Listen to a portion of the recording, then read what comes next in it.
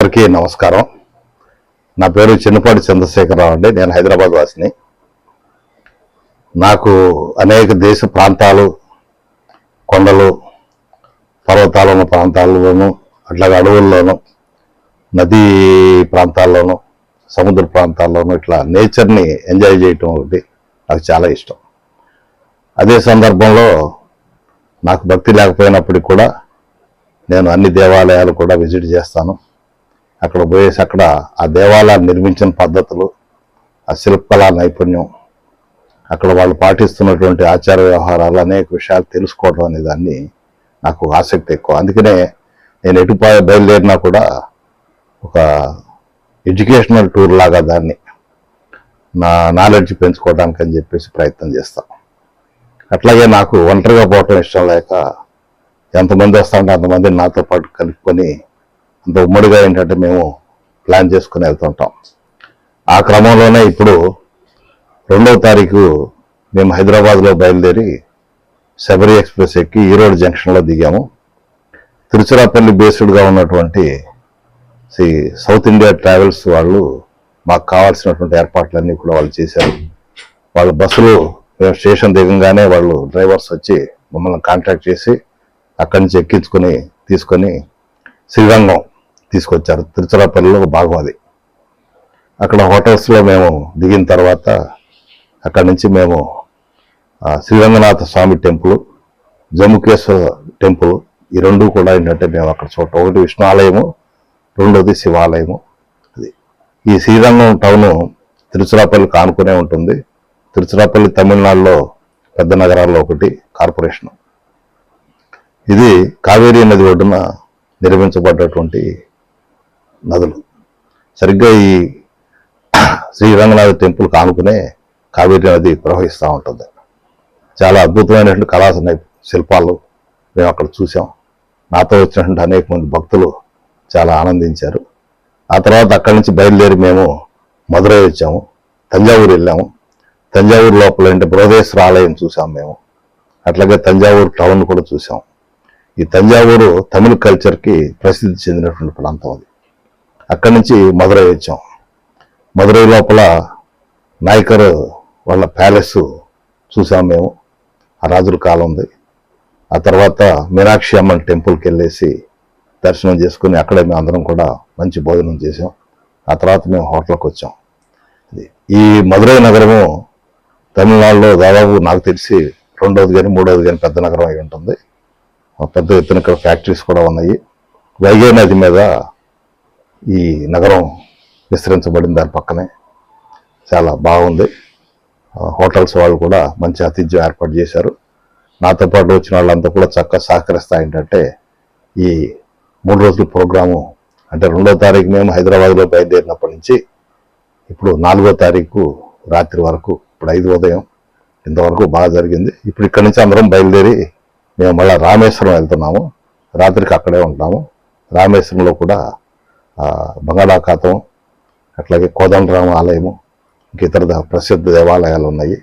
వాటన్నిటిని చూసి మళ్ళీ రేపు తిరిగి మధ్యాహ్నం కల్లా ఏంటంటే మదురై చేరుకుంటాం.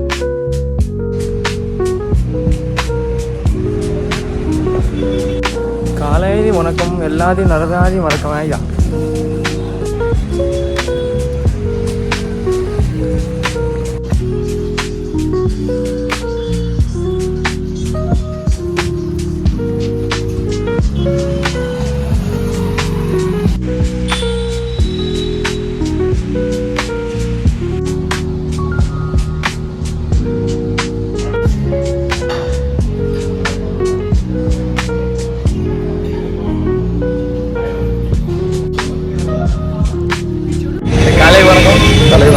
சாப்பிட சாப்பிட போகணும். ஓகே, சாப்பிட்டாச்சா? சாப்பிட சாப்பிட்டாச்சா?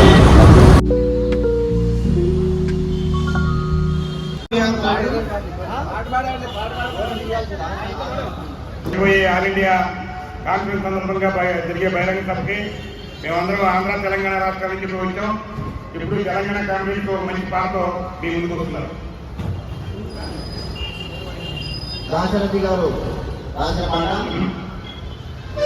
ఆచల్లడి సముద్రగర్భం దాచిన పడవ నగరంతో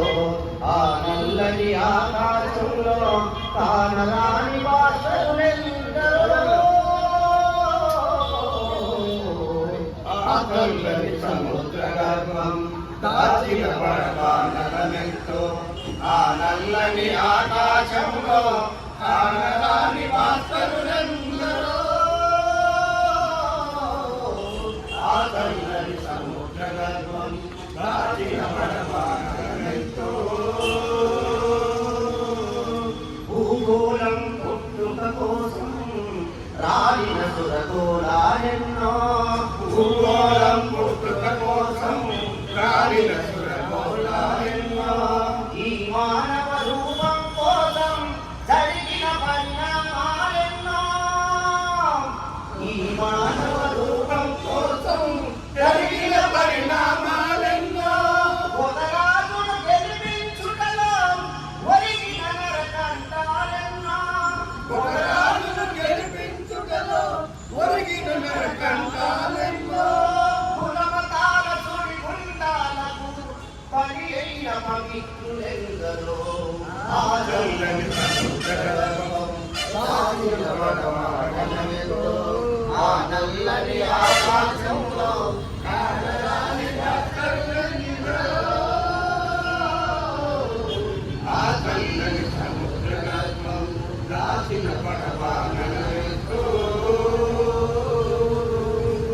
మానవ కళ్యాణం కోసం పనబోటిన రక్తం ఎంతో మానవ కళ్యాణం కోసం పనబోటిన రక్తం ఎంతో రక్త శిఖరాల నృత్యం రాసిన పసి ప్రాణాలెన్నో రక్త శిఖరాల నృత్యం రాసిన పసి ప్రాణాలెన్నో పడుగు కోటతో అల్లాడిన కన్నులలో విశాలమెంతో పడుగు కోటతో అల్లాడిన కన్నులలో విశాలమెంతో ధనవంతుల దుర్మార్గాలకు దగ్ధమైన బతుకులు ఎన్నో ఆ తెల్లని సముద్ర గర్భం దాచిన పరమానలమెంతో ఆ నల్లని ఆకాశంలో కానరాని భాషలెందరో ఆ తెల్లని సముద్ర గర్భం దాచిన పరమానలమెంతో అన్నాటులు అనాథలుండని ఆనవ యుగమదెంత దూరం అన్నాటులు అనాథలుండని ఆనవ యుగమదెంత దూరం కరువంటూ కాటకమంటూ కనిపించని కాలాలెప్పుడో కరువంటూ కాటకమంటూ కనిపించని కాలాలెప్పుడో పసిపాపల నిలువ కనులలో ముసిరిన భవితవ్యం ఎంతో పసిపాపల నిలువ కనులలో ముసిరిన భవితవ్యం ఎంతో గాయపడిన కవి గుండెలలో గాయపడిన కవి గుండెలలో రాయబడని భాషలెన్నో ఆ తెల్లని సముద్ర గర్భం దాచిన పరమానలమెంతో ఆ నల్లని ఆకాశంలో కానరాని భాషలెందరో ఆ తెల్లని సముద్ర గర్భం దాచిన పరమానలమెంతో జిందాబాద్ సిపిఎం జిందాబాద్ సిపిఎం జిందాబాద్ సిపిఎం జోహార్ కామ్రేడ్ కొత్తలపల్లి సుందరయ్య జోహార్ కామ్రేడ్ కొత్తలపల్లి సుందరయ్య ఓకే జెండా కట్టు ₹1 పంపించారు.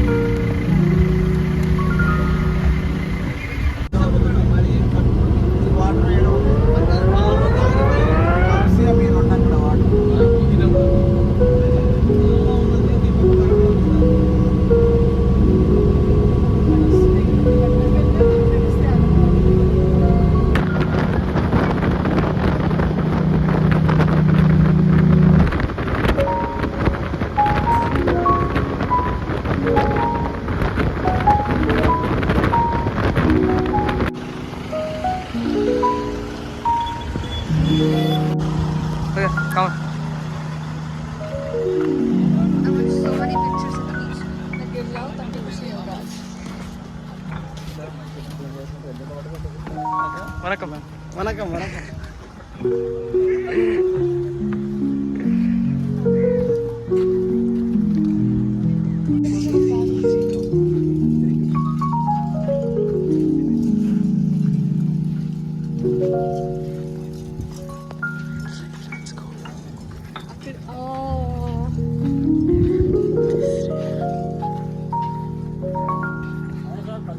चाहिए भजन वाला संघ पूजा संघ ओरिजिनल मौत भी मिलता है।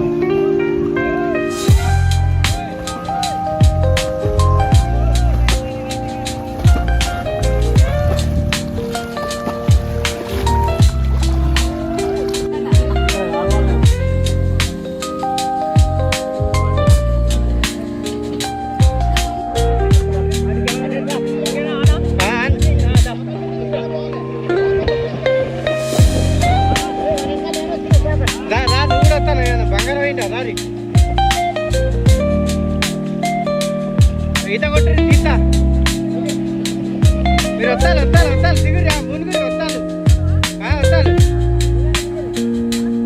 Manuguru Manuguru Manuguru 1 2 3 start 1 2 3 start.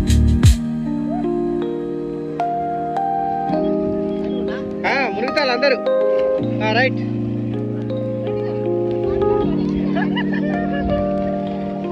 Sir మునగండి సార్ మునగండి. ఈత కొట్టండి సార్ ఈత కొట్టండి సార్. సార్ ఈత కొడతారా? కొట్టండి కొట్టండి. సార్ ఈత కొడతారు కొట్టండి.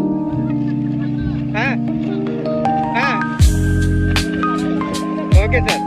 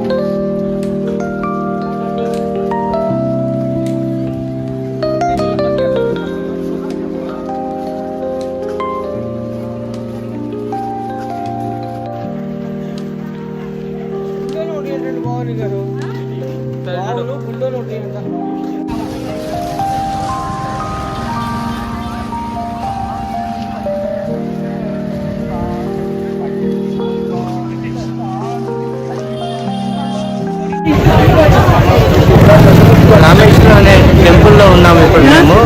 దీని యొక్క చరిత్ర ఏంటిదంటే రావణ బ్రహ్మను చంపినందుకు రావణుడు తన చేసిన పాపాన్ని ఎలా తీరిపోతుందని పూజారులు అడిగినప్పుడు పూజారులు చెప్పింది ఏంటంటే ఒక శివలింగాన్ని తీసుకొచ్చి ఇక్కడ నువ్వు స్థాపిస్తే నీ యొక్క ఇది వెళ్ళిపోతుంది అని వాళ్ళు చెప్పారు. అప్పుడు ఇక్కడ రామేశ్వరంలో ఒక శివలింగాన్ని ఆంజనేయ స్వామిని తెమ్మని, ఏదైనా వైకుంఠం భూలోకి వెళ్ళి తెమ్మని తీసుకొచ్చే సమయంలో కొద్దిగా లేట్ అయినందువల్ల ఇక్కడ సీతాదేవిని ఒక శివలింగాన్ని ఇష్టగార తయారు చేసి ఇక్కడ శివలింగాన్ని ప్రతిష్ఠించింది. ఆ తర్వాత ఆంజనేయ స్వామి ఒక శివలింగం తెచ్చారు. రెండు శివలింగాలు ఉంటాయి. ఆ రెండు శివలింగాల్లో ఫస్ట్ శివలింగాన్ని ఫస్ట్ పూజ అందుకొని ఆంజనేయ స్వామి తెచ్చిన శివలింగాన్ని ఫస్ట్ పూజ, సెకండ్ లింగానికి సెకండ్ పూజ. ఈ రామసేతు దేవాలయం అలా నిర్మించబడింది. దీని యొక్క చరిత్ర అది.